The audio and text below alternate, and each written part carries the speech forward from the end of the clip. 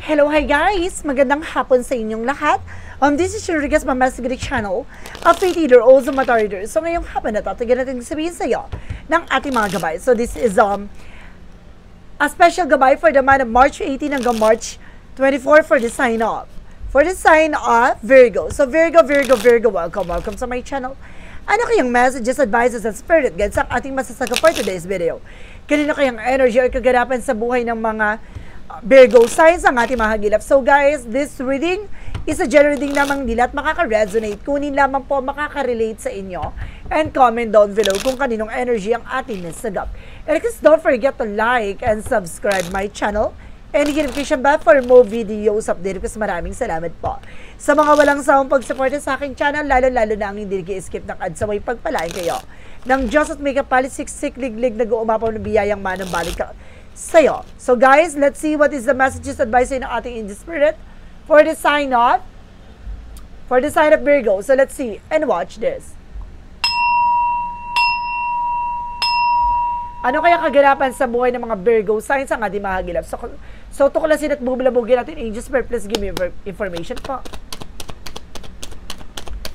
Okay, so this is something at 10 of Wands. Marami kang mga bagay na pinagdadaanan sa ngayon. No? Kumbaga, there's something burdens, obligation, responsibilities, and you're feeling exhausted, you're feeling drained, no? And this is something that 2 of Wands by choices. Pili mo yung mga bagay lang na makakatulong sa'yo. No, kailangan na, there's something difficult decision na nahihirapan ka mag-decide talaga as of now.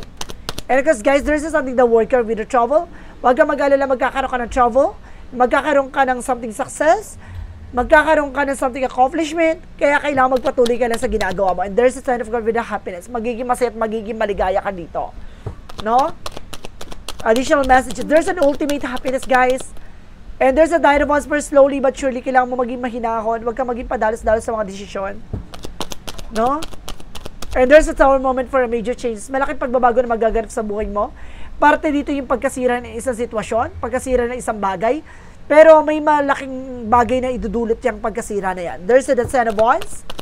Represent with the Page of Pentacles for investment. So, maaaring kumbaga ngayon na namumroblema ka sa pinasukan mong investment, no? Kumbaga nahihirapan ka, or there's something in Page of Pentacles for investment for something na magkakaroon ka ng panibago eksena. Mag-ingat ka lang, no? Baka magbigay ng problema sa ito. And then, may mga bagay din ma-manifest mo na matatapos na lahat ng mga problema at mga pasakit at pasanin mo. And the 2 of Wands, represent with the King of Pentacles, being security. Maging secure ka lang sa mga pinaghirapan mo, no? Sinasabi dito, piliin mo yung mga bagay lang na magiging priorities mo at kaya mong pangalagaan. What is the word card? There's something, Empress card for revert, no? Magkakaroon ka ng bagong mundo, bagong mukha, bagong pag-asa, no? At bagong panimula. There's a Ten of Cups, represent what? No, there's a something star for our healing. Maaaring magkakaranas ka ng recovery at kaligayahan dito na nag-uumapaw, na maaaring may bagong biyaya ng langit at sa'yo na ipagkakaloob na maaaring babaguhin yung mundo ginagalaw mo. There's a something brand new beginning. What is the Nine of Wands? Reference with the Kingman, no? Kumbaga maging mahinahon ka, dahan-dahan ka, huwag kang padalos-dalos dahil baka magdulot sa ito ng pagbagal ng sitwasyon. No, kumbaga sinasabi sa'yo dito, hinahon lang, no? Maging mahinahon ka. At sinasabi ng The Kingman, you're feeling stuck, you're feeling exhausted. And The Kingman represents something a new perspective. Kailangan baguhin mo yung pananaw mo. Baguhin mo yung pinaniniwalaan mo dito. What is the Tower moment? There's a 2 of Swords, there's a decision that you need to make. No, kailangan mo magdesisyon. Kailangan mong ayusin yung mga pananaw mo at kaisipan mo dyan. May mga bagay dyan na mababago na ang ikot ng kapalaran para sa'yo. Let's see what is the Ten of Wands because the Page of Pentacles represents the Ace of Cups. No, magkakaroon ka ng something higher level commitment dito. Magkakaroon ka ng investment for love. No, or maaaring kumbaga pagdating sa love, kumbaga pag-isipan mo mabuti, no? Kung itong tao na ito talaga pakikisama mo hanggang dulo, baka magbigay lang ng sakit sa ulo sa ito. No, kaya kailangan pagdating sa relasyon, hindi lahat puro pag-ibig lang, no? Mamaya, hindi mo naman makakain yung puro pagmamahal. Diba? Mamaya tumirik na yung mata mo sa kakamahal-mahal mo dyan. What is the Two of Wands that requires the King of Pentacles? referencing with the Eight of Swords. There's a lot of negativities around you. No? Kung baga napapalibutan ka negative dyan, kailangan maging secure ka sa kung naman yung mga bagay na meron ka dahil hindi mo kilala pa kung sino ba talaga yung totoong mga dapat mapagkatiwalaan. There's the World card because the Empress card represent with the Eight of Pentacles. Mag-focus ka sa buhay na ibinigay sa'yo, sa bagong pag-asa na meron ka ngayon. Sa negosyo, trabaho na hanap buhay mo, mag-focus ka dyan. And there's a Ten of Cups because the Star card represent what? There's a Devil card, no? Oh my God, ibig sabihin dito guys, no, makaka-recover ka na from this black magic involved na gawa ng inggit at galit. Oh my God. So, ibig sabihin may gumawa talaga ng hindi maganda sa'yo. Or either kailangan mo magkaroon ng healing session para matanggal mo tong nagsisilbing balakid, no? Para sa kaligayahan mo. Oh my God. What is the Nine of Wands because they came in? There's a chart you need to take an action for this. Kaya para, nakatali ka, diba? Parang hindi ka makaalis sa sitwasyon. No, kailangan mo maging mahinahon dahil nasa paligid mo ang totoong kalaban mo. What is the Tower moment? Because the Two of Swords. Represent with the Knight of Wands. No, maging tahimik ka sa lahat ng plano mo, sa lahat ng gagawin mo, dahil hindi mo alam yung taong nasa harap mo, yun pala yung mismong tumutuklaw sa'yo. Ay. What is the additional messages for the outcome? Ang outcome dito is the Death card, a transformation, no? Kumbaga, there's something na in yung beginning, may mga bagay na matatapos na parte ng buhay mo. No, kailangan mo nang tapusin, putulin, alisin, no? Dahil itong tao na to yung magsisilbing komplikasyon or lason sa buhay at sa hanay mo. So, let's see. Let's see what is additional messages for the outcome. Reference with the Justice card, may hustisya, huwag ka mag-alala. No, makakamit mo yung hustisya at makakamtan mo kung ano yung mga bagay na nararapat sa'yo. There's something consequences. No, may usaping about sa legal matter, maaaring ito na yung kasagutan sa lahat ng katanungan mo, maaaring magbago na ang ikot ng kapalaran sa'yo. Yung akala mo dead end na, akala mo yung game over na, akala mo wala ka ng pag-asa, pero hindi. No, nakita mo yan? Excuse me. Na parang bungo na siya, parang wala na, no? But there's something, the flower na biglang umusbong, na nagre-represent something na may pag-asa pa, no? Kaya mo pang bumawi. What is additional messages tayo about naman sa finances and career? For finances and career, represent what? Represent with the Three of Wands, waiting for a ship na may mga hinihintay ka, maaring makamtan mo na, makuha mo na. Kung hinihintay mo, document papers, and there's a Five of Wands, meron lang talagang kumakalaban at nagbibigay komplikasyon sa'yo. Kaya huwag ka nag-share ng information, ha? And there's an Eight of Wands for fast communication, bibilis ang takbo niyan. Huwag ka lang nagkukwento. What is additional messages for love life? Sa love life mo, there's an Emperor, be mature and being grounded. So, kailangan maging mature ka pagdating sa buhay pag-ibig. No, and this is something, guys, with a temper for healing, na maaring makaka-recover ka na, patibayin pala kasi mo ang pundasyon mo. What is additional messages tayo pagdating sa health? Walang may tatago sa iyong nararamdaman, sa iyong kalusugan, dahil kumbaga sinasabi dito, malalaman mo na kung ano ba talaga yung punot dulo na nararamdaman mo. Lahat ng mga pinagdadaanan mo ngayon, lahat ng mga sakit na nararanasan mo ngayon, no, malalaman mo na. And this is 7 months, kailangan mo lang ng protection, no? Meron ka mga hinaing, may nararamdaman ka, lahat ng mga bagay nagkakaroon ng delays and cancellation, or either kumbaga nauudlot, lahat ng plano mo, lahat ng gagawin mo, no? May mga nararamdaman ka sa katawan mo, no? Kahit dyan sa sentido mo, dyan sa ngipin mo, laging sumasakit, no? Kahit uminom ka ng gamot, kumaga laging bumabalik-balik kasi there is something na gumagawa sa'yo ng hindi maganda. Additional messages tayo with the magical fairy messages. What is the magical fairy messages represent what?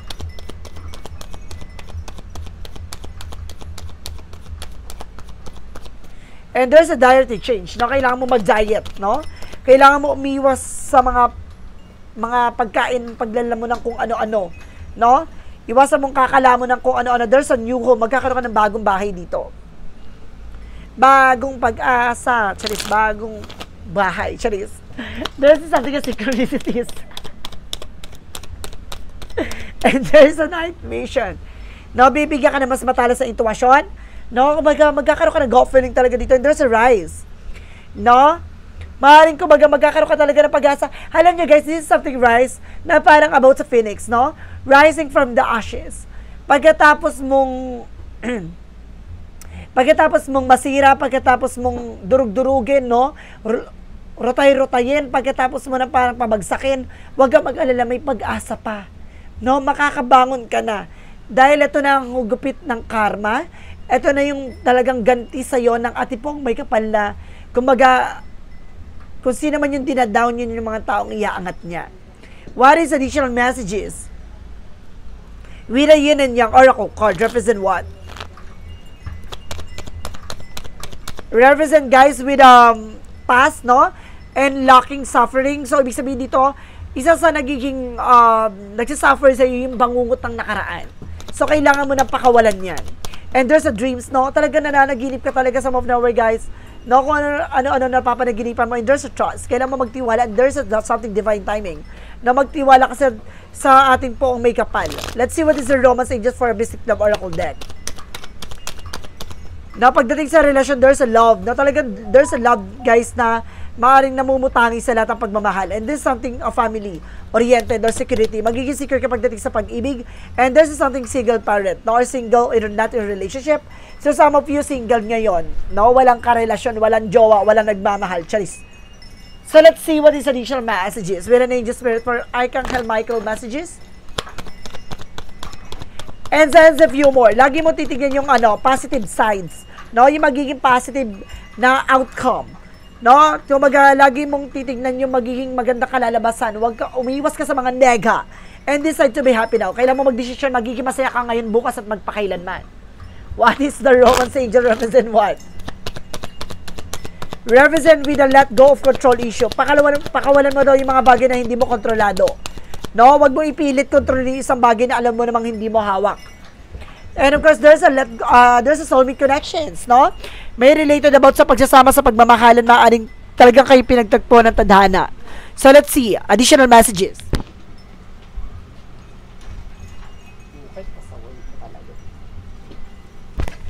So let's see, what is the angel's answer? Represent what? For the angel's answer, represent if you believe. No, basta naniniwala ka sa lahat ng nangyayari na to, may ibig sabihin at kahulugan, kumbaga maaring magiging maganda na ang ikot ang kapalaran sa iyo. And ask your angels, no, humingi ka ng gabay sa ating angel spirit, and of course, perfect timing. No, talagang, kumbaga nakalaan talaga sa iyo yung mga bagay talaga na para sa iyo talaga. No, kaya nangyayari to, no, kailangan mo magtiwala. No, there's a divine time, and there's a perfect timing, and trust. Diba, kailangan mo magtiwala. What is the chakra messages? What is the chakra messages represent what? Represent, guys, with instinct. Tama ka ng intuition, tama ka ng hinala. And there's a miracle, huwag ka mag-alala na may himala. No, may pag-asa pa, kumapit ka. And this is some rejections, no? Huwag ka na makikinig sa mga sulsol, sa mga chika ng mga tao sa paligid mo. Maraming mga itsosera dyan palaka, no? Maraming mga chismosa, marites. Huwag ka nakikinig dyan, mukha silang mongoloid, charis. What is additional messages with an angel spirit? And there is something discipline, na kailangan mo ng disiplina sa sarili mo. No? Ang hilig-hilig mo magpa-apekto sa mga sasabihin ng iba. No? Huwag kang bumabase sa mga bunganga nila, ang baon ng hininga nila. Charis. Additional messages. And there's an honesty. Kailangan mo maging tapat at maging totoo sa sarili mo. Diba? Kung ano yung nararamdaman mo, no, ipagkatiwala sa ating pong may kapal. Magdasal ka. What is additional messages? And there's something earth. Learning how to be human. Kailangan matuto. Sa mundong ginagalawan mo, maraming tuso, maraming manluloko, maraming taong, kumbaga, aagawin kung ano man yung mga bagay na meron ka. Kaya kailangan marunong ka makipag-agawan. Kundi, iiyak ang luhaan. Diba? Talagang sinasabi sa'yo dito, kailangan laban na laban ka. Kailangan marunong ka makipaglaban. Huwag ka na magmukhang kalaban. What is additional messages? And this is something yung balance, no? Kailangan mo maging balance sa emotional, physical, and mental. And this is something gift, no? Review. Ibig sabihin, nangyari nito sa nakaraang buhay mo. Ay, tara, may second life. No? Kumbaga, napagdaanan mo na to. Oh, hindi ka pa magtantan. Ibig sabihin, nangyari na to. Oh, may second time around. Oh. And of course, this is something truth reveal na ibabahagi sa iyo lahat ng katotohanan. No, dapat mo itong malaman, dapat mo itong maunawaan. So, let's see what is Arcangel Raphael messages. Jesus, the Divine Healer. Nandito ang ating Panginoon paggagalingin ka sa anumang uri ng sugat, sakit ng kahapon. Okay. What is additional messages with an angel spirit? And there's a body work. So, kailangan mo na massage, exercise, no? Tamang diet. Charis. Let's see. And there's a family. No? Family-oriented ka, guys.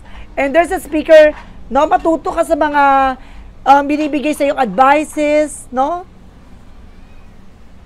What is the energy represent what? And there's a walking away. Ibig sabihin na magpakalayo-layo ka. No? Pumunta ka sa Mars, Charis. Kumbaga magpakalayo-layo ka, umiwas ka sa mga taong hindi makakabuti sa'yo. No, alagaan mo yung mental health mo. And there's a patient, kailangan mahaba ang pasensya mo. Ano yung hawak niya? Orasan, ibig sabihin, there's a perfect timing. Ganun. And this is something strategy. Gamitin mo itong strategiya na to para makaalis ka dyan sa situation mo. No, para magkaroon ka ng lakas na loob na lumaban. No? What is the Monsology represent what? See, look at the bigger picture. Tingnan mo lagi magiging kalalabasan ng eksena. 'Di ba? 5 years, 10 years from now, kaasa ka na sa situation. 'Di ba? Kumbaga dapat alam mo sa sarili mo may pagbabago. 'Di ba? And there's a new start is coming. Magkakaroon ka ng panibagong simula, panibagong pag-asa. What is the Jesus loving quote said? The Jesus loving quote said, "Blessed are they that hear of God and keep it." So, binibless daw yung mga taong naniniwala sa salita ng ating Panginoon. No, yan daw yung pinagpapala. So, let's see what is an angel's number represent what? What is the angel's number represent what? Oh. And there's an 888. Wow, there's a personal power. 888 is something in money. Wow, pasabag. All that is good, pleasant in your life will be multiplied. Angels are sending the number to reassure you of the prosperity and well-being ahead. Your surroundings will treat you with admiration and respect. Use it for the greater good. So, gamitin mo ng tama at wasto ko naman yung mga bagay kakayanan na meron ka. No, kaya mo eh. No, may tamang talino ka. No? Kumaga meron kang diskarte. No? Pagdating lang talaga sa pag-ibig, nagiging syonga ka. What is the messages of life represent what? Stand tall and strong. So, see? Stand tall and strong. Sinasabi na tumayo ka, manindigan ka. Kumbaga sinasabi, maging malakas ka. No? Huwag kang magpapatinag. Kailangan palaban ka. Today, I choose to remain positive. I face all my challenges with strength and courage. I will not be denied or turned away. I do not allow myself to be carried away. My negative thoughts, I stand tall and strong and live each moment in joy and peace, living my future in God's hands, believing in life because life believe in me. So see, nagtitiwala sa iyong buhay na ibinagkaloob sa iyo ng ating Panginoon. Kaya, ngayon pa lang, buksan mo na ang palad mong tanggapin ang katotohanan na unti-unti mo nang makakamtan at unti-unti mo nang malalas sa pantunay na sarap. No? Kumbaga, lahat ng bagay na to ay pagdadaanan mo lang. Kailangan mo lang talaga ng kirot, no, bago mo malasap ang sarap.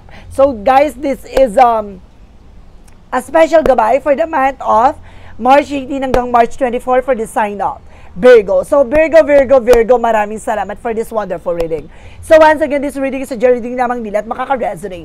Kunin lamang po makaka-relate sa inyo and comment down below kung kaninong energy ang ating nasagap. Because don't forget to like and subscribe my channel and notification bell for more videos update ko sa maraming salamat po.